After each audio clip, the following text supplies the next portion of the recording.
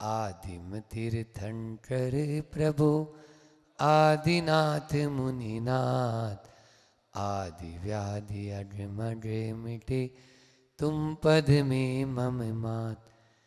चरण शरण है आपके तारण तरण जिहाज, भवदधि तट तट ले चलो करुणा कर जिने राज। बोले 52 गजा के बड़े बाबा आदिम तीर्थंकर आदिनाथ भगवान की मूठ माटी रचियता आचार्य गुरु और विद्यासागर जी महामुनिराज की, परम पूज्य मुनि श्री 108 दुर्लभ सागर जी महाराज की।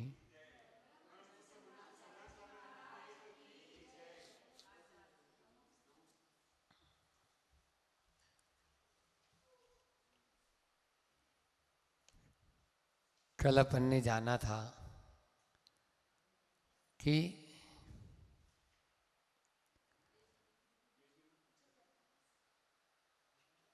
संगीत 145, संगीत मैं उसे मानता हूँ जो संगातीत हो, और प्रीत मैं उसे मानता हूँ जो अंगातीत हो। क्योंकि स्वर के माध्यम से या कोई सी भी पंच इंद्रियों के माध्यम से न तो आज तक किसी को तृप्ति मिली है और न आगे मिल सकती है। तृष्णा की खाई खूब भरी पर रिक्त रही वह रिक्त रही, ऐसा अपन पूजा में पढ़ते हैं। तो इसलिए उसको भरने का प्रयास न करें। एक सिद्धांत है चारवाक सिद्धांत, चारवाक दर्शन। वो लोग कहते हैं खाओ पियो मौज उड़ाओ कल किसने देखा, खाओ पियो मौज उड़ाओ कल किसने देखा।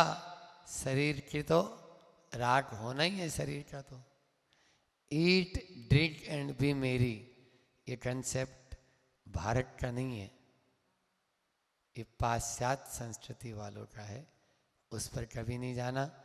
इसलिए और एक बहुत बड़े प्रवचनकार भी हुए, मैं नाम नहीं ले रहा हूँ, वो कहते हैं इंद्रियों को आप इतना दे दो, इतना भोग लो तो फिर तृप्त हो जाएंगे आप। फिर उसके बाद में आपकी इच्छा नहीं होगी। ऐसा हो नहीं सकता। ऐसा जैसे जैसे उनको हम विषय देते जाएंगे वैसे वैसे ही और अधिक बढ़ती चली जाएगी। जैसे कि भोगों को इतना भोगा कि खुद को ही भोग बना डाला। मतलब साध्य और साधक का अंतर मैंने आज मिटा डाला। ईंधन जैसे अग्नि जल रही है, उसमें यदि आप और ईंधन देंगे, तो आज तक ऐसा कभी नहीं हुआ ईंधन अग्नि धीरे हो गई हो। अग्नि में ईंधन डालेंगे तो और ज्यादा आग भड़केगी कि नहीं भड़केगी। अब ये कौन समझाए, अपन को समझना है, समझाना नहीं है। आगे देखते हैं। किसी वह भी बंद करके रह सकूं रहा नहीं जाता, और किसी लय में सद करके कह सकूं कहा नहीं जाता। बहुत अच्छा गुरु जी ने इन 4 पंक्तियों में हम चाहते हैं हमेशा जवान बने रहें। जैसा आज से 20 साल पहले थे वैसे आज भी बिल्कुल नजर आए। वही काले बाल और वही काली मूंछ दाढ़ी, क्यों, और चेहरे पर झुर्रियाँ नहीं, और पेट क्या शरीर में बिल्कुल अच्छा स्मार्टनेस जिसको बोलते हैं। आचार्य श्री जी ने बोला किसी वह में बंध कर रहना चाहता हूं लेकिन रह नहीं सकता। दौलत राम जी कहते हैं आयु पल पल प्यारी आयु ऐसी बीते पता नहीं पाता। और इसके पहले आता है ना जो अंजलि में बोले हाँ। तो प्यारी आयु जो है ना, अब वो प्यारी आयु रोज पढ़ते हैं। प्यारी आयु जो है एक एक एक एक एक एक क्षण हमारा वो संसार चक्र संसार वृक्ष की कहानी है ना, वो चूहे डाल को काट रहे हैं तो दिन रात चल रहा है। एक एक सेकंड कम हो रहा है। हमें जितनी आयु मिली है उसमें से कम ही हो रहा है। किसी वह में बंद करके रह सकूं पर रहा नहीं जाता। किसी लय में सद करके कह सकूं कहा नहीं जाता। किसी लय में अपन कहना चाहते हैं कोई बात को लेकिन वो बात वैसे कह ही नहीं पाते हैं। हमेशा ऐसा होता है। क्यों? क्योंकि ये एक प्रकृति का नियम है। मेरा संगी संगीत है मुक्त नंगी रीत है। मतलब मेरा साथी कौन है? संगीत है और मुक्त नंगी रीत है। मतलब यहाँ पर यह जो स्पष्ट है, मुक्त नंगी रीत का मतलब खरी खरी बात है, 16% सही है, बिल्कुल सच में ऐसा ही है। ऐसी ही रीत है, कोई भी किसी का नहीं है। कौन साथ दे रहा है बताओ? कोई भी नहीं देगा। आगे अगर सागर की ओर दृष्टि जाती है गुरु गारव सा कल्प काल वाला लगता है सागर। अगर लहर की ओर दृष्टि जाती है अल्प काल वाला लगता है सागर। एक ही वस्तु अनेक भंगों में भंगायित है, अनेक रंगों में रंगायित है। तरंगायित मेरा संगी संगीत है, सप्तभंगी रीत है। सप्तभंगी रीत है। आप देख लीजिए जो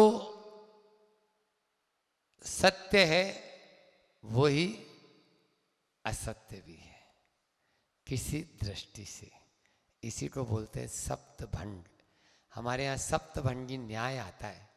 7 भंगों में है 7 अस्ति 7 नास्ति 7 अस्ति नास्ति 7 अवर्तव्य 7 अस्ति नास्ति अवर्तव्य और 7 अस्ति नास्ति अवर्तव्य।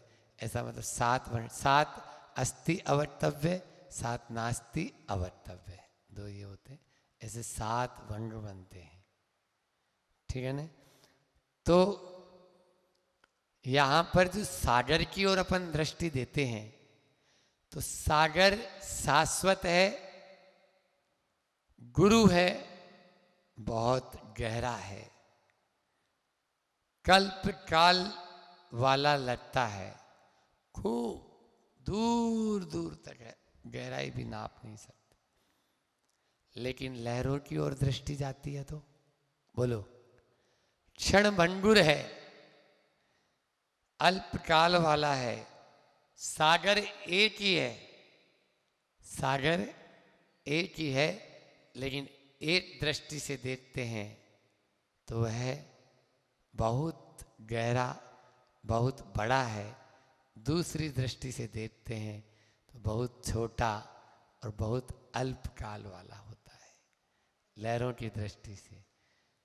शरीर की दृष्टि से देखते हैं तो यह अनित्य है, और आत्मा की दृष्टि से देखते हैं तो यह नित्य है। आत्मा मरती नहीं है। इसलिए अपने यहाँ एक सूत्र आता है, तत्वार सूत्र में आप लोगों ने सुना होगा, अर्पिता अनर्पित सिद्धे, अर्पिता अनर्पित सिद्धे। जो विवक्षा कर रहे हैं बस उसकी ओर से देख लो, बाकी आप उलझो मत, लड़ाई मत करो। क्यों? क्योंकि वो एक दृष्टि से वही चीज़ सही है, दूसरी दृष्टि से देखेंगे तो वही गलत भी है ना, गलत भी है।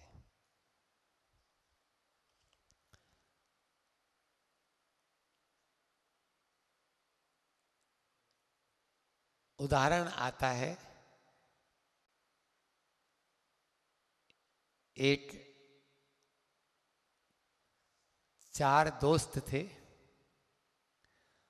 और वे सब मूठ बधिर और अंधे थे। मूठ बधिर नहीं थे, अंधे थे वो चारों ही, और चारों अंधे थे। एक ऐसे नगर में पहुंचे जिस नगर में हाथी पहले बार आया। एक ने कहा, उसने हाथी के सूंड छुई, ओ हाथी रस्सी की तरह होता है, कभी देखा नहीं। दूसरे ने हाथी के पांव, तुम झूठ बोल रहे हो, हाथी तो खंबे की तरह होता है, खंबे की तरह। तीसरे ने उसका पेट छुआ, तुम भी झूठ बोल रहे हो, दोनों झूठ बोल रहे हो, हाथी तो दीवार की तरह होता है। चौथे ने उसके कान छुए, हाथी तो सूपे की तरह होता है। चारों आपस में लड़ने झगड़ने लगे। एक 8 वाला उधर से पहुंचा, क्यों लड़ रहे हो भैया? बोला, ये कहता है हाथी रस्सी की तरह होता है, मैं कहता हूँ हाथी खंबे की तरह होता है, और ये दोनों बोल रहे हैं, गलत बोल रहे हैं। हम दोनों कहते हैं हाथी सूपे की तरह और दीवार की तरह होता है। तब उन्होंने बोला, सब सही हो, एक साथ जुड़ जाएंगे तो सब हो जाएगा। इसी को हमारे यहाँ अनेकांत और साधवाद का सिद्धांत कहा है, लड़ाई झगड़े मत करो।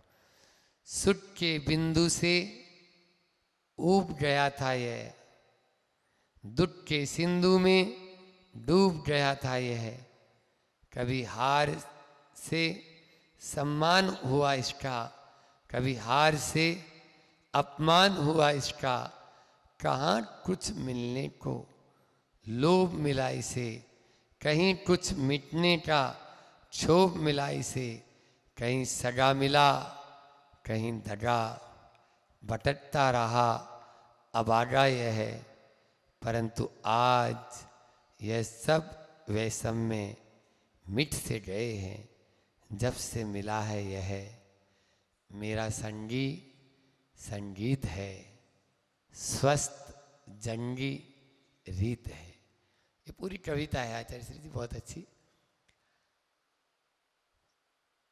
सुख के बिंदु से ऊब गया था। क्या होता है? सुख जो है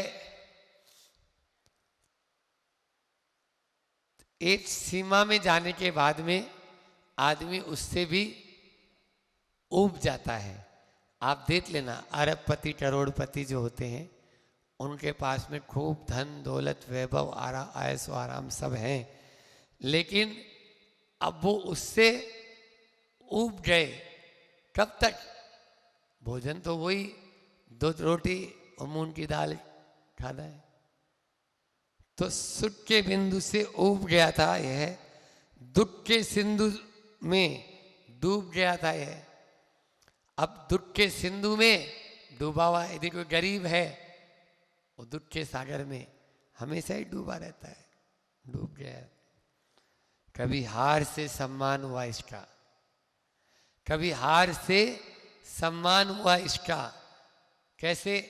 सामने वाला यदि हार गया तो इसका सम्मान हुआ। भाई आज मेरे सामने कोई है, वो हार गया, मेरा सम्मान हो गया ना। कभी हार से अपमान हुआ इसका, अब स्वयं हार गया, अपमान महसूस कर रहा है, अपमान हुआ इसका। कहीं कुछ मिलने का लोभ मिला इसे, कभी कुछ चलो चलो वहां कुछ मिलेगा, लोभ था। और कहीं कुछ मिटने का क्षोभ हुआ इसे, कहीं गया और वहां पर मिट गया। गए थे, बोलते हैं ना, कहावत है ना कि चौबे जी गए थे, छब्बे जी बनने और दुबे जी बन के आ गए। क्या बोला? चौबे जी गए थे छब्बे जी बनने और दुबे जी बन के घर आ गए। तो ये एक तरफ मिलना था, वो तो मिला ही नहीं, गांठ का और चला गया। बहुत बढ़िया। छंदवन कुछ नहीं, ये कविता होती है। कहीं सगा मिला, कहीं दगा, कहीं पर अपने सगे मिलते हैं और कहीं पे आप प्रतिदिन जानते हो, प्रतिदिन अपने साथ में ऐसा होता रहता है। कोई अपने वाला मिल जाता है तो सगा है, और कोई दूसरा मिल गया, चीटिंग कर ली और कहीं से अपन को उसने धोखा दे दिया तो दगा हो गया। परंतु आज यह सब वैसम में मिट से गए हैं। जब से मिला है यह मेरा संगीत, संगीत है, स्वस्थ संगी रीत है, स्वस्थ जंगी रीत है मेरा। जब से ये पांचों इंद्रियों को मैंने जान लिया कि इसमें तृप्ति नहीं है, तो अब समझ में आ गया कि कहीं पर भी तृप्ति नहीं, आत्मा में मुझे तृप्ति है और वही मेरा संगीत है। शाश्वत सुख पाना है तो उस आत्मा की शरण में आना होगा। जो एक बार आत्मा की शरण में आ जाता है उसको किसी का लोभ नहीं सताता, किसी के जाने का क्षोभ नहीं सताता, किसी के मिलने से उसे सुख की प्राप्ति और किसी के बिछुड़ने से उसे दुख का अनुभव नहीं होता। कौन को? जो अपनी आत्मा के मस्ती में मस्त रहता है, मग्न रहता है। स्वस्थ जंगी रीत है।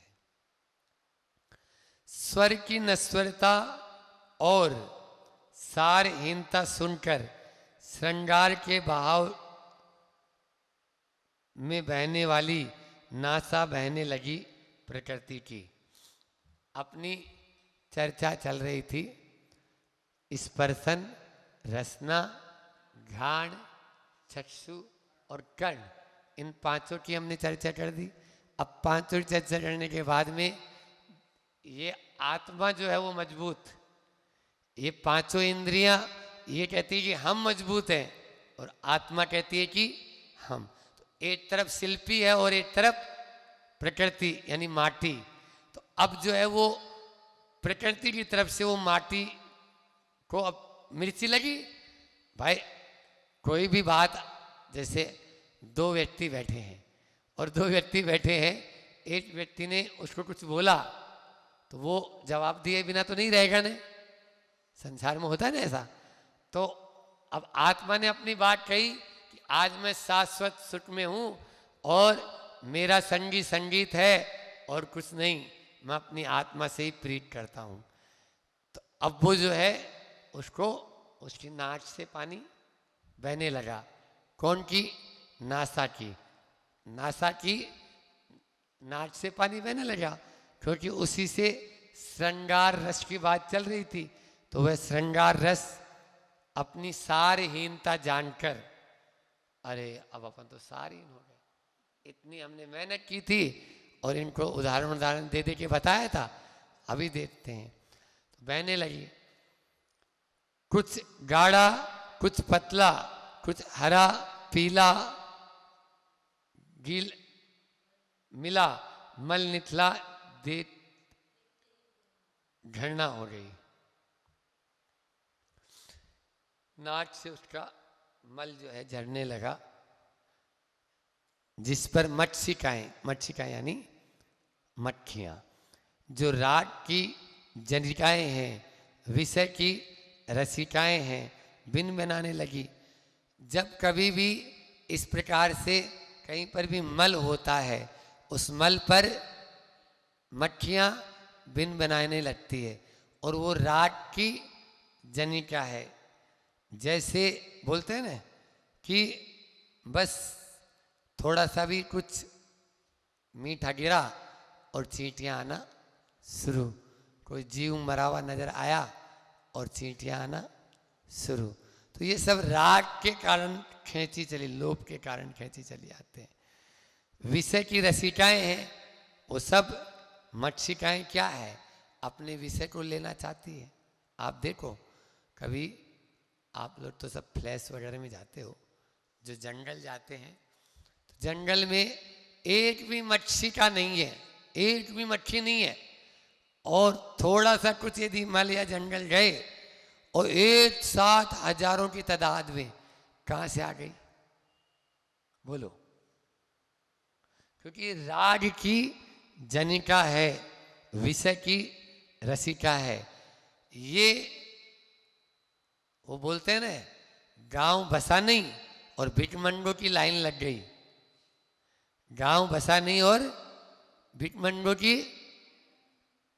ये बिल्कुल सही है, फैक्ट है ये। कैसे? आप देखो, मतलब ये प्रवृत्ति मक्खी की नहीं बता रहे आचार्य श्री जी, ये अपनी बता रहे हैं। हमें थोड़ा सा भी कहीं पर लोभ होता है, कहीं पर राग होता है, कहीं पर विषय सुख मिलने की आशंका होती है, उस चला जाएगा वहां पर। मैं उदाहरण देता हूं कि शराब पीने वाला या पान खाने वाला, कीचड़ में भी दुकान लगा लो आप गुटखा की,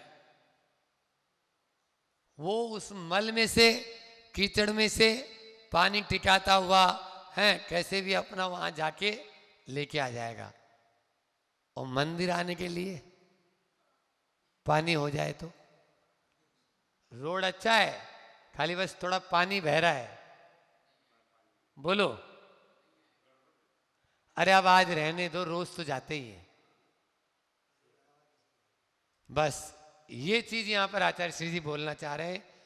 विषय की रसिका और राग की जनिका है आज का ये इंसान, उस मक्षिका की तरह।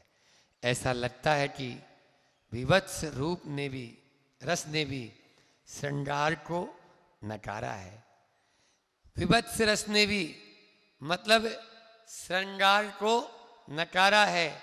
जो नाक से जो मल बह रहा है ना, नाक से मल बह रहा है, तो इसका मतलब यहाँ से भी वह श्रृंगार नहीं है। उसके ऊपर सब रुमाल लगा लेते हैं, नाक लगा लेते हैं, मुंह फेर लेते हैं। चुना नहीं इसे अन्यथा सबकी नासिका से अनुनासिक नकारात्मक ही वर्ण क्यों निकलता है। बहुत बढ़िया आचार्य श्री अंत में क्या बात कह दी, सबकी नासिका से हमेशा नकारात्मक ही क्यों निकलता है, अनुनासिक नकारात्मक निकलता है। नाक से न का उच्चारण होता है, न नाक से होता है, ठीक है ना, इसको अनुनासिक बोलते हैं। तो अनुनासिक का, और न से नकारात्मक, न यानी आज कोई भी काम बोलो किसी को तो सबसे पहले वो न करेगा, न करेगा, ये नहीं होगा, ये नहीं होगा। कोई भी छोटे बच्चे से आप बोल के देख लो, है ना, या यहाँ बैठे हुए से भी हम जो है बोलेंगे कि हम बोलेंगे नहीं, कोई दूसरा एक दूसरे से बात कहेंगे, अरे अब ऐसा नहीं होगा। पहले नाट होगी, बाद में भले फिर वो कर लेगा, उसको करेगा। तो हर किसी के, आचार्य श्री जी ने तो उसी समय लिख दिया था, नकारात्मक ही क्यों निकलता है। ऊपरी अधर पर चिपटता हुआ निचले अधर पर भी उतरता आया वह मल, और श्रृंगार की रसना ने उसका स्वाद लिया बड़े ही चाव से।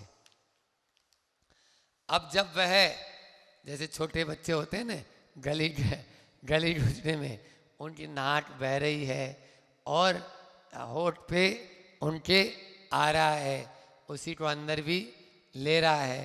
तो ऐसे ही विषय भोगों को बड़े ही चाव से वह ग्रहण कर लेता है, जिसे देखकर श्रृंगार की अज्ञता पर सब रसों की मूल जनिका स्रोत स्वनी प्रकृति माँ कुपित हो आई और श्रृंगार के गालों पर दो चार चांटे दिए।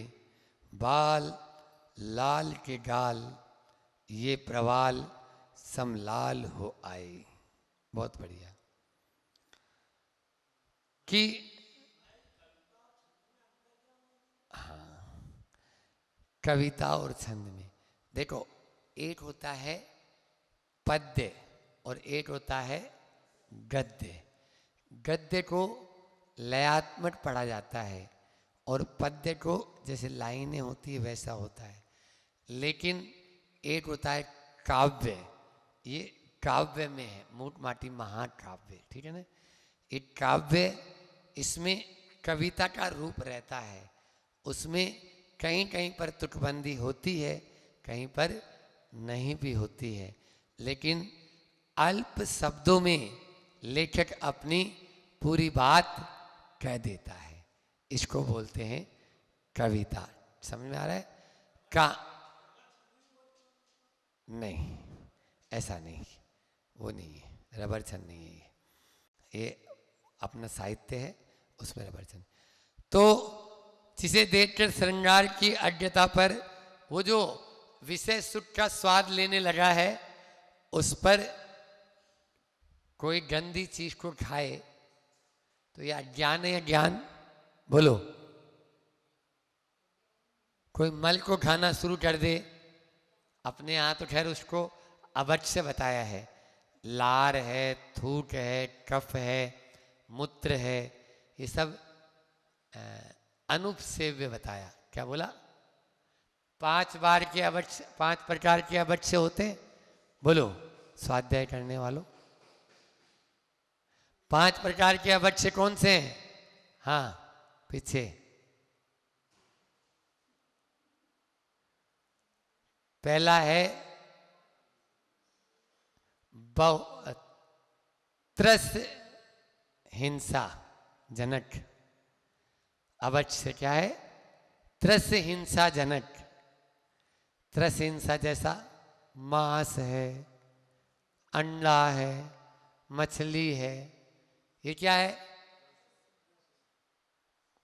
दूसरा अवश्य है बहु स्थावर जनक। दूसरा क्या बोला? कई बार बता दिया हमने, आप लोग फिर भूल जाते हो। बहु स्थावर मतलब जमीकंद है, आलू, प्याज, लहसुन है, सलगम, बैंगन, बटा, ये इनमें स्थावर जीव हैं वो, लेकिन बहुत ज्यादा होते हैं, इसलिए लौकी भी स्थावर है। क्या बोला? लौकी भी स्थावर जीव है, ऐसा नहीं समझना।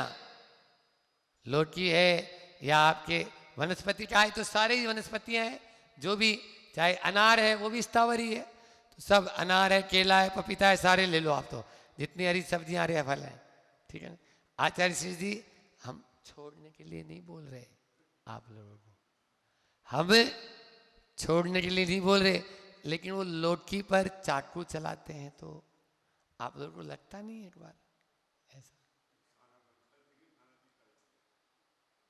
कोई नहीं करेगा। इतने सारे महाराज में बस 5 महाराज छोड़े थे उस दिन। तो मेरा ये कहना है कि बहु स्थावर जनक है ना, ठीक है, समझ में आ गया? आलू, प्याज, लहसुन। फिर तीसरा प्रमाद कारक। तीसरा क्या है? पहला क्या बताया? बोलो जल्दी भैया, तुम बता ही नहीं रहे हो। तो त्रस हिंसा जनक, बहु स्थावर जनक। तीसरा प्रमाद कारक शराब है, गांजा है, अफीम है, भांग है, चरस है, चाय है। हाँ, ये अभक्ष्य की श्रेणी में है। चाय है, कॉफी है, इनमें सब ये अभक्ष्य बोला है आचार्यों ने, क्योंकि ये सब प्रमाद कारक हैं, प्रमाद को दिलाने वाले हैं। चाय में 2 पदार्थ आते हैं, निकोटीन। बोलने से क्या छोड़ देगी क्या? पूछ रही है तो हम बोलेंगे तो छोड़ देगी क्या? फिर पूछने से फायदा क्या? पूछ तो ऐसे रही है जैसे छोड़ना ही है बिल्कुल।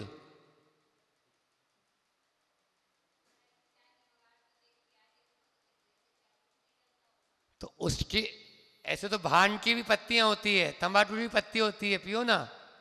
कौन ने बोला? अभी थोड़ी सी शराब पी के आ गया उसमें तो तुम बोले उल्टी हो जाएगी। बोलो। कमरे में आए वो लड़का, उसमें तो बोल रही थी उल्टी हो जाएगी। वो भी शराब का बाप है, चाय और ये सब। हम क्या बोल रहे हैं?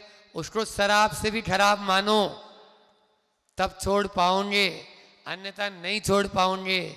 जब तक आप पाप से घृणा नहीं करोगे 3 काल में नहीं छूटने वाला तुम्हारा। इसलिए उससे घृणा करो। हाँ, तौबा तौबा करेंगे तब छूटता है, ऐसे नहीं छूटने वाला। हम तो अभी उसको चुस्कियां ले लेके पीते हैं गार्डन में बैठ के आराम से, अच्छा ऊपर छतरी लगा के। इसलिए आप लोग, तो मैं क्या बोल रहा था कि ये सब विषय सुख। तो तीसरा, पहला क्या बताया? बोल। हिंसाजनक। दूसरा, हम पूरे 5 बता के छोड़ेंगे आज तुम्हें और याद करा के छोड़ेंगे।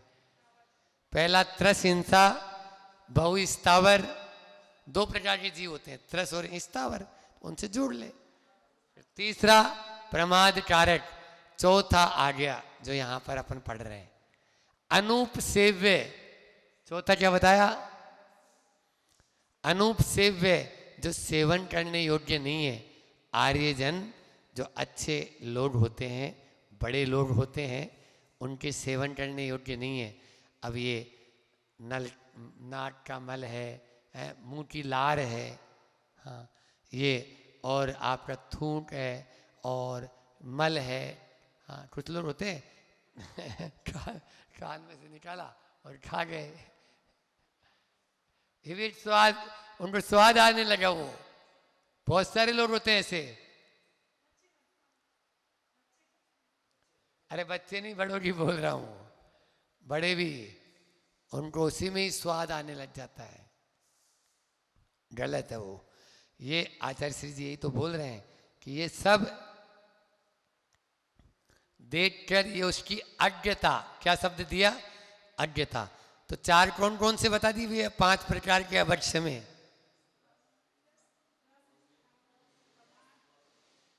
त्रस, स्थावर, प्रमाद, अनूप सेव्य। हाँ, अनूप याद रखो, अनूप भैया, तो अनूप सेव्य। अब एक और रह गया, वो आचार्य समंत भद्र स्वामी के द्वारा बहुत अच्छे से समझाया। रत्नगण श्रावकाचार पढ़ने वालों, हलवा अभक्ष्य बता दिया।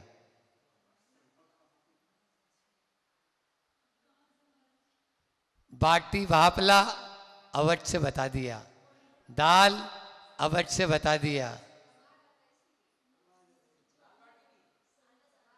पापड़ अभक्ष्य बता दिया। पपीता अभक्ष्य बता दिया। मौसमी अभक्ष्य बता दी। इसको बोलते हैं अनिष्ट कारक। लिख ले, क्या बोला? अनिष्ट कारक। फिर से बोलो, 5 बार बोलो, अनिष्ट कारक, अनिष्ट कारक बोलो। एक बार और बोलो, 4 बार। हाँ, बहुत बढ़िया।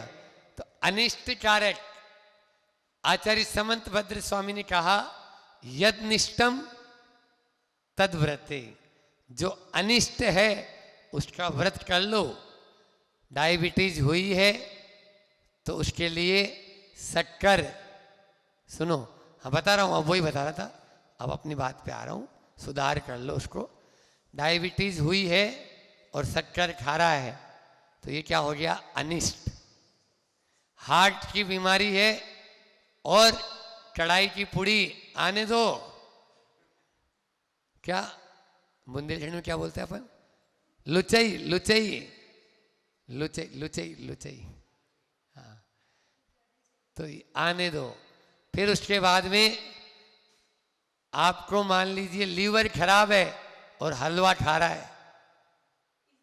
एक बार ऐसा हुआ कि एक वैद्य जी के पास में 2 पेशेंट पहुंचे।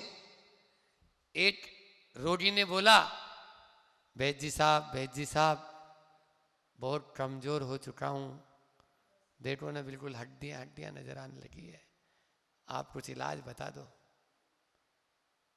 बोले क्या करते हो? बोले पहलवानी। बोले हलवा खाए को हलवा, क्या किया?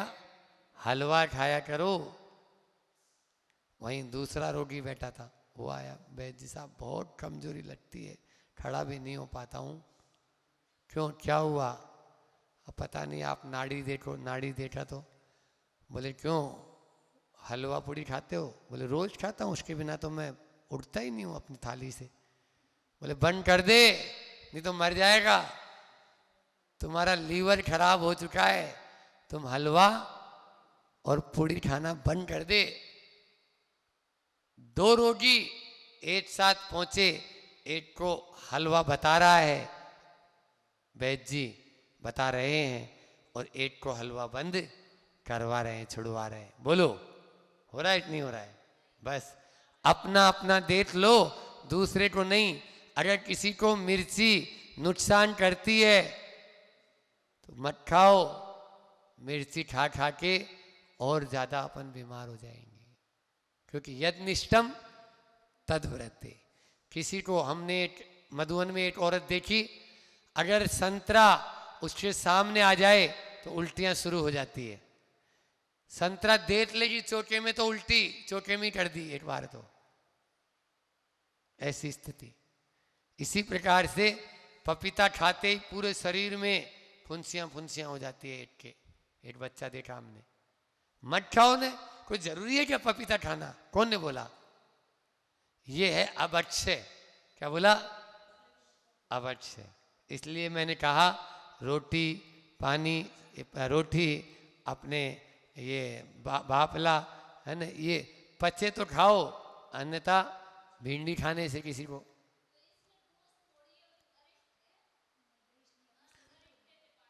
वो अपनी आत्मा को मार रहा है, समय से पहले मरने की तैयारी कर रहा है।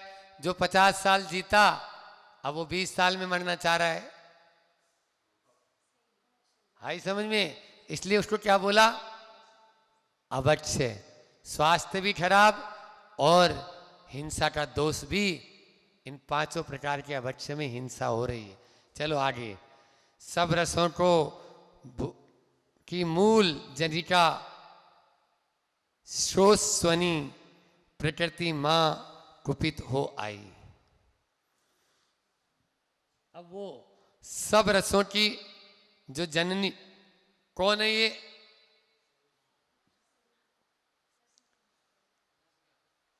शरीर, प्रकृति शरीर। वह शरीर जो है कुपित हो आई और श्रृंगार के गालों पर 2-4 चांटे दिए। बाल लाल के गाल ये प्रवाल सम लाल हो आए। बाल यानी कोई बच्चा हो, उसके लाल लाल जो गाल थे, उन बाल यानी बच्चा, लाल यानी भी बेटा होता है। तो जो बेटा, ऐसा बेटा जो बच्चा है अभी, उसके गाल पर यदि चांटे मारेंगे तो कैसे हो जाएगा? लाल लाल हो जाएंगे। कैसे? प्रवाल, प्रवाल पिष्टी देखी आपने? प्रवाल पिष्टी लाल लाल होती है वो, थोड़ी सी ललाई पे। पिंक सीटी जैसी गुलाबी गुलाबी। तो ऐसे सम लाल हो आए। इतना ही रखते हैं, समय तो ज़्यादा हो गया है। सूत्र को प्रस्तुत, अब ये कल फिर से ले लेंगे, थोड़ा सा नया प्रकरण है। जा वाणी के ज्ञान ते सूझे लोटालोट, सो वाणी मस्तक नमु सदा देत हूँ लोट। हे जिन वाणी भारती तोय जपो दिन रैन, जो तेरा शरणा गए सो पावे सुख चैन। नो बार नमो।